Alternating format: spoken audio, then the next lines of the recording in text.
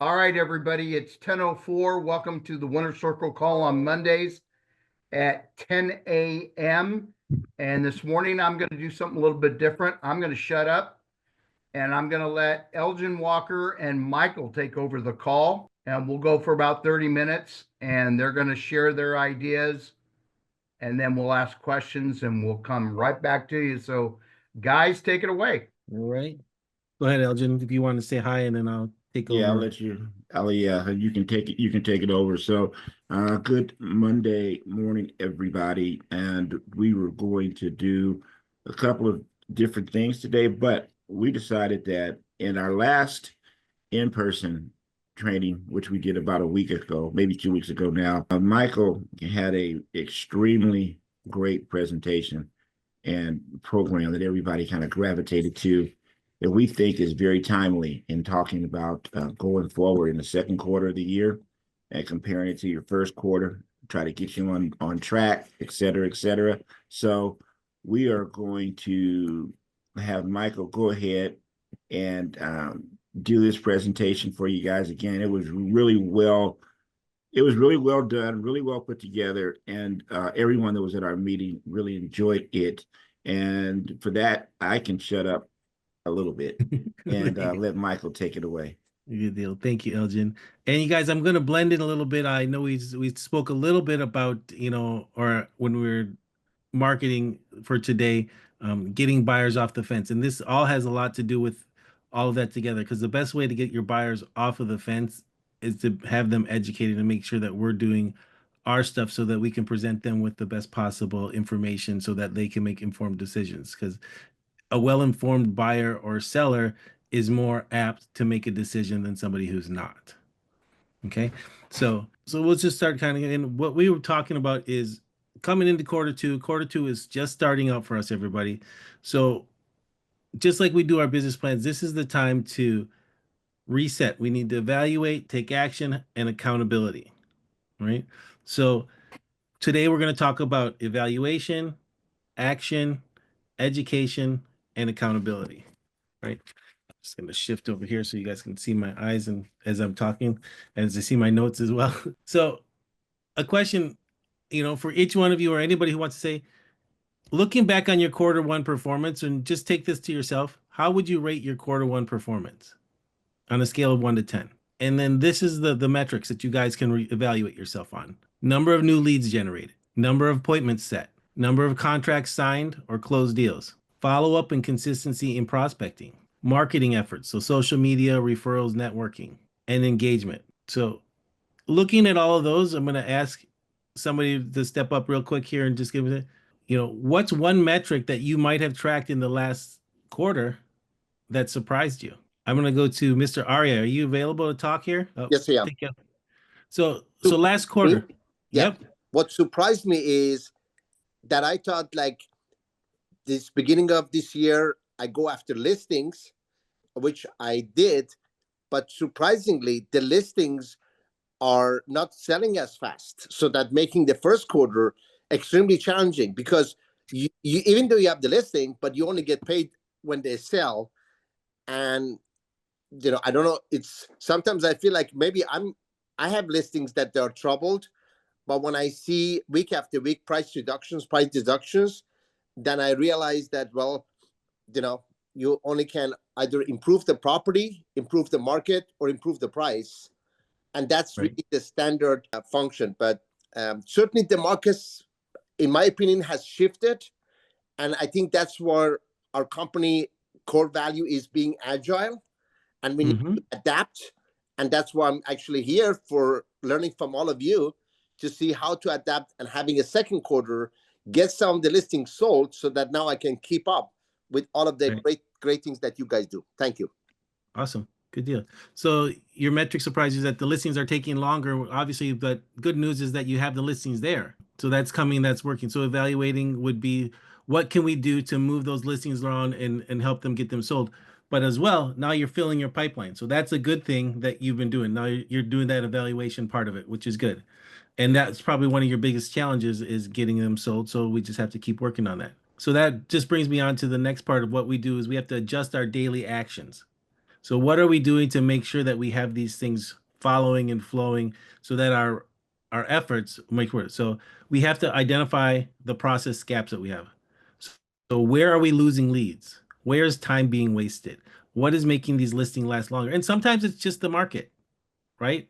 But it's also the market. But hey, can we get it priced a little bit better to make things move? And sometimes it's priced right, and it's just the market takes time. So we just have to make sure we're looking at everything that we're doing. And then are we focused on revenue generating activities? So you guys, as we're working and we're doing things, are we just watching TV? Are we doing busy work? Or are we doing activities that generate a revenue? Because I can tell you what, I can fill my day all day going through the MLS and doing research. Oh, look at this house. Listen, how much is this house worth? Oh, look at the market's changed a little bit. And I can know everything. But until I'm talking to an actual client and presenting and having appointments and getting out there and showing houses or taking listing appointments, I'm not doing much as far as generating revenue. So I need to get out and make sure that I'm doing part of that as well. So, and then, so along with all that, just engagement. If you had to delegate one task that you're doing to free up time, which would it be? You know, I know Frank, you freed up some tasks using Chris. You know, I have a VA and there's some things that we do. If it's you don't like to do open houses for some reason, I know like Elgin doesn't appreciate open houses as much as he used to.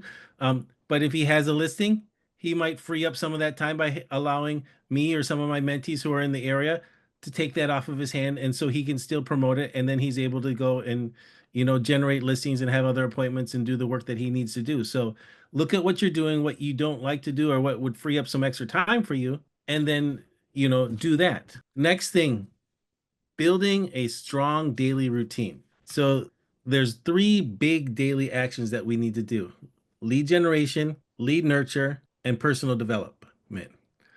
I think that third one is really overlooked a lot, is personal development, because we think I need to do something to make money. I need to do something. And without taking the personal development, guys, we don't improve ourselves. So we stay stagnant. I mean, we can try to get somebody to take a lead. We can try to nurture our leads. But if we don't have something new to bring to them and we're not growing, that our business is not going to grow. Okay. So really big with all that is creating a time blocking. Create a time blocking plan for yourself. Set it up so that you have set time where you're going to lead generate. I'm going to lead generate during this time. I'm going to nurture my leads during this time.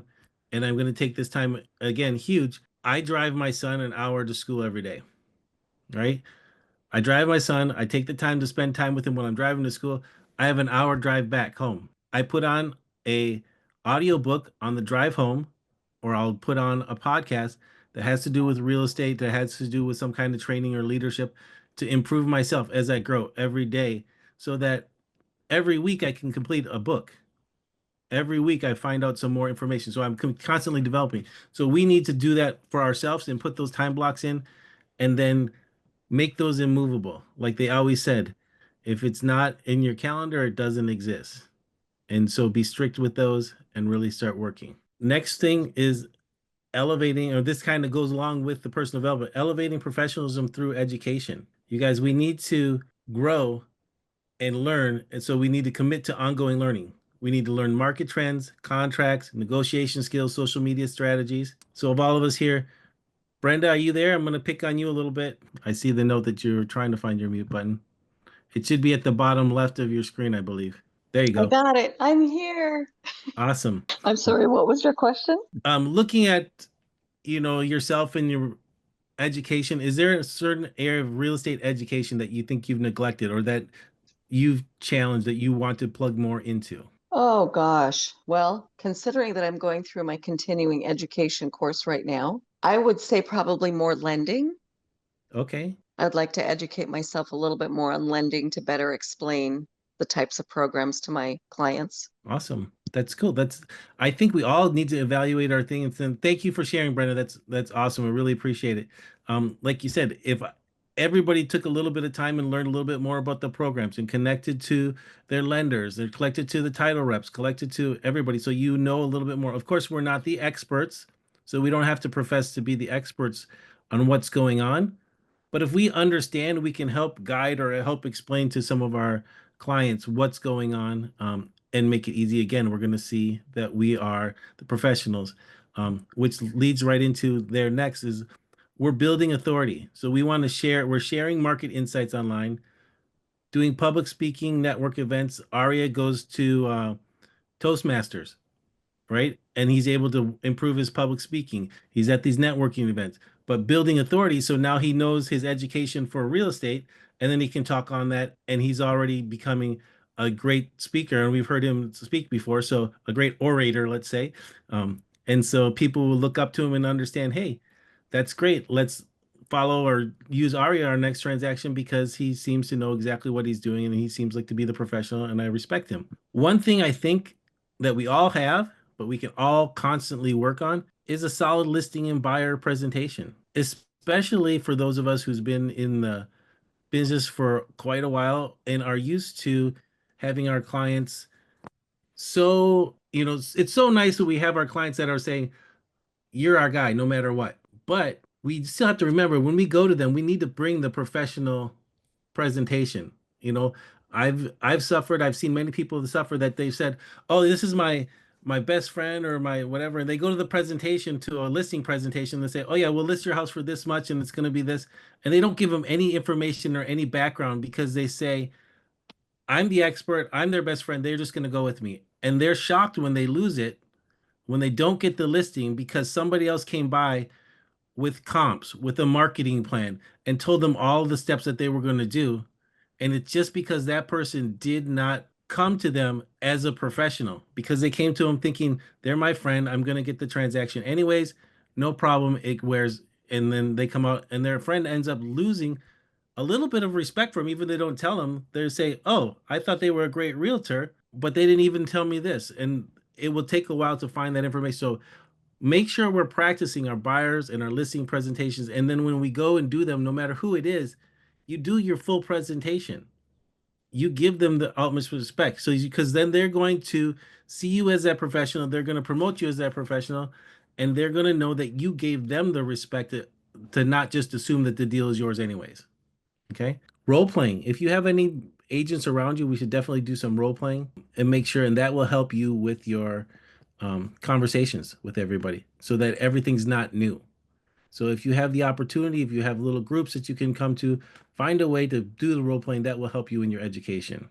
Next thing would be accountability and execution, you guys. So it's really nice to be able to have this nice list and say we're going to do it. And the number one person that I have holding myself accountable fails me, which is myself. So we all need an accountability partner and somebody who's not your best friend, who's not your buddy, who's willing to tell you, hey, you know what, you're doing this well, but this could be worked on.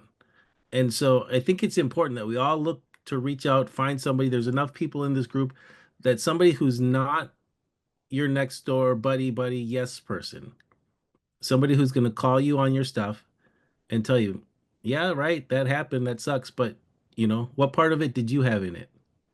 Were you making your calls? Did you do the full listing presentation? Did you just assume the deal? By asking these questions or having somebody hold you accountable, hey, how many calls did you make? How many appointments did you have this week? How many people did you talk to?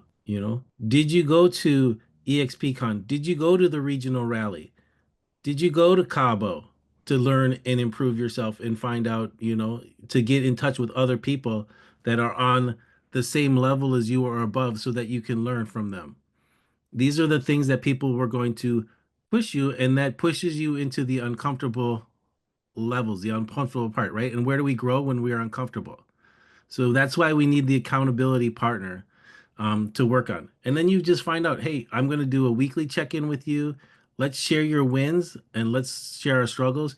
And then let's work together to find solutions. Having somebody like that will be great. And like you said, you don't want somebody who's always going to tell you, no, you're doing it wrong, but you don't want somebody to tell you you're doing it right all the time. So what I would like for everybody here to do, and I know I went kind of quick, I'm going to open this up to some questions and answers and kind of keep moving to some things, is everybody that's here and anybody who's watching this, I would like you guys to write one SMART goal for quarter two. I want you to write a goal And when I say smart, I want it to be measurable. I want it to have a date.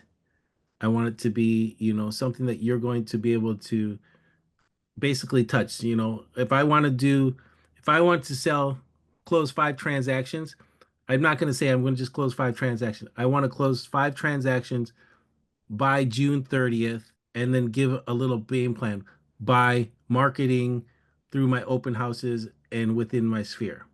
So we want something very detailed that you're going to go to, so that starts your plan of action. So if everybody can work on those coming up within the next week, and maybe even if you want to share some of those with us at the next meeting a little bit in the beginning, hey, this is what my smart plan or one of my goals is, that would be really great. It's going to have you already starting on your plan for Q2. And then this is just something we do. It's April, guys, right? We're going to keep working on evaluating. Guess what?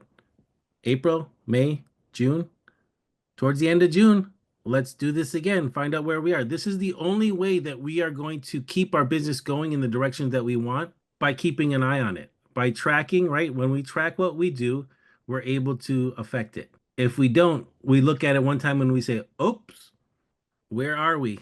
Oops, we're way off course. And then we have to try to make these huge adjustments. But by tracking, you can just make tiny adjustments and end up where we want. Okay. So I want to open up the floor. Go ahead, Elgin. I'd like to chime in on the part where you're talking about personal development too. Is personal development is really important, and one of the biggest reasons why personal development is important, in my opinion, is your mindset, because your mind and your mindset is going to guide you through so many things, particularly with the market, as Ario has mentioned. There are shifts, and the shifts are weird, because real estate doesn't just stop and then just start going straight down, and it doesn't stop and then just start going straight up. And during that time period, while the market is trying to figure out what it's going to do and what it's not going to do, that's the time where your mindset has to be really good for you, not only for you and yourself and your business, but for your clients. Because at least for us, especially if you continue to do this business for a longer period of time, you're going to experience pretty much everything. But if you're selling, this is the first home I've ever sold, and every home is sold in 5 minutes.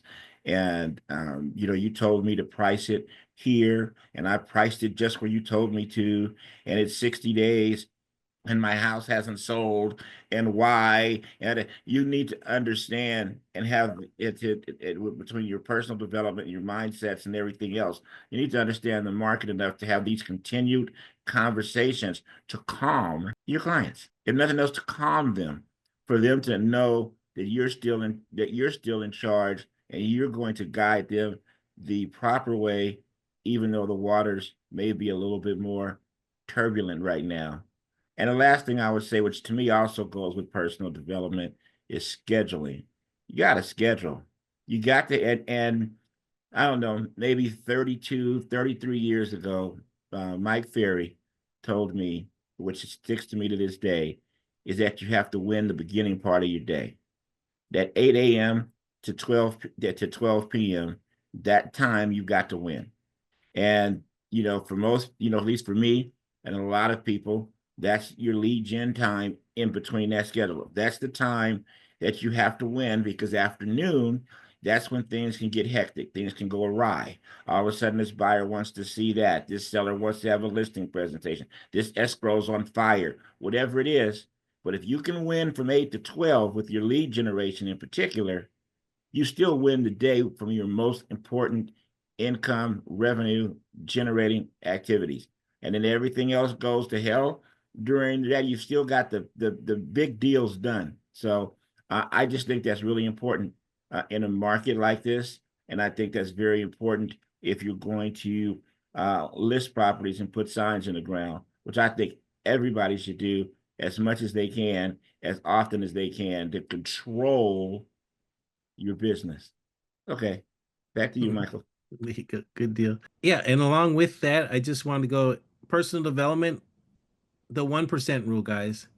If you improve yourself 1% each day, you're going to see exponential growth by the end of quarter two. You know, and that's taking 5 minutes. I'm coming to you in a second, Aria. Making 5 extra calls a day, sending out 1 video message a day to a client, posting consistently on social media, you know, educational market, home tips, attending 1 new marketing or networking event monthly. Doing things like that are slowly going to, you don't realize it, but you're getting better just a little bit. If you read 5 minutes a day, you know, or spend 15 minutes a day, what is it? You spend 15 minutes a day after 2 months or within a year, you become an expert on the subject. So you don't have to do everything all at once, but doing a little bit of something consistently is going to take you to the next level. And that's in business, that's personal development, which when you develop yourself personally, you're going to obviously just increase your business as well. Okay, Mr. Aria. On the personal development, one of the things that's actually very key for me. So one thing that I have done is I realized no matter how well I want to communicate with all people, all age groups, but I need to hone in the skills to be in a specific demographics. The baby boomers are the largest population with the biggest amount of wealth, and they are retiring fully. That means they're offloading their properties, they're transferring it. So with that, last week, I have actually got my specialty for probate. I have done last year 1 probate successfully. I have learned a lot, but now I have the specific things that when I'm meeting with a seller, before they even select the attorney, I can explain the process. I can see if that property is even qualified, should they do probate or not, and be able to understand the minutia and the timelines. And of course, along with the SRES, the senior specialist. So that's the demographic, because my dad is 89. I understand the hearing problems, the vision problems, how to communicate with them. You need to know which side of the ears are hearing better. You see it on that side. So I really get trained by God into how to deal with seniors. But what I'm asking you is define your demographics, who you're going to go after, because then now you can really hone in on the skill set that delivers results, and you can become a partner. So one of the things that I'm going to do is connect with all of the attorneys in Sacramento, but only work with 3. And my selection is, I'm creating actually, one of them is, are they education driven? Would they do trust? Are they educating their clients? What is the fee based? Are they try to charge you for every little things? Because my clients need them. And that's basically becoming a solution provider. At the end of the day, we all provide a solution to our clients.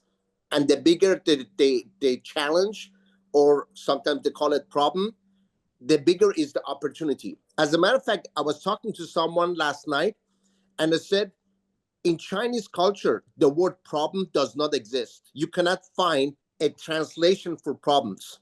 And I said, wow, that's actually quite interesting, because many times we look at problems as obstacles that's stopping us, but those are opportunities for you to shine. When we do something great, people say, you got lucky. Michael, you got lucky. Elgin, you got lucky. But they don't understand. Luck is when preparation meets the opportunity. And for years, you educated yourself. You applied yourself. You got up early. You went to bed. You did what you're supposed to do. And now when there is an opportunity, you can strike and you can win the day. But all of the things that you're sharing is great. The education is definitely the highlight, but also be very purposeful of what you want to educate yourself and what is your niche going to be. Be specialist, because then now you're getting referrals from other agents, because they say, Arya is a probate specialist. He's senior. He's basically working well with seniors. And maybe somebody does not want to work with that demographics. So be a specialist, educate yourself. And the market is always going up and down. But like a good surfers, we only afraid of that if you're not knowing the surfing. The surfer looks at the wave. When the wave goes up, anticipates the wave, it goes up, and he cheers for it. And when it comes down, that's the moment that he was waiting for. The ups and down is the movement that he was looking for, and he's winning it. But if you're a novice, if you don't anticipate it, you're going to drink water on your way up, and you're going to drink more water on your way down. That's not going to be fun. So becoming a good surfer is we need to become better at our craft and be the utmost professionals. So when we say I'm a realtor, then people say they're dealing with professionals. And it starts with me to do what I need to do so that now starting a good trend. Back to you, Michael. Thank you, Arya. And just to tie this all in, what Arya said, to be as a, specialized in with our education and what was advertised. Hey, how do we get a buyer off the fence? How do we motivate a buyer to make something to? Well, in Arya's case, hey, I'm going to be a probate specialist, right? Probate specialist. You think, okay, he's going to be dealing with getting probate listings. But now talking to any buyer using his education and using his, I'm a probate specialist. Hey, did you know that these are an option? And I know a lot of people stay away from them, but now I'm going to tell you how we can do this and how we navigate it on the buyer side because I've done it as a listing agent so much. So when you have that knowledge and you're able to open up other opportunities for your clients, it helps them get off of the fence. When you tell them and they can see the path rather than just seeing this cloud in front of them, it helps them make a decision.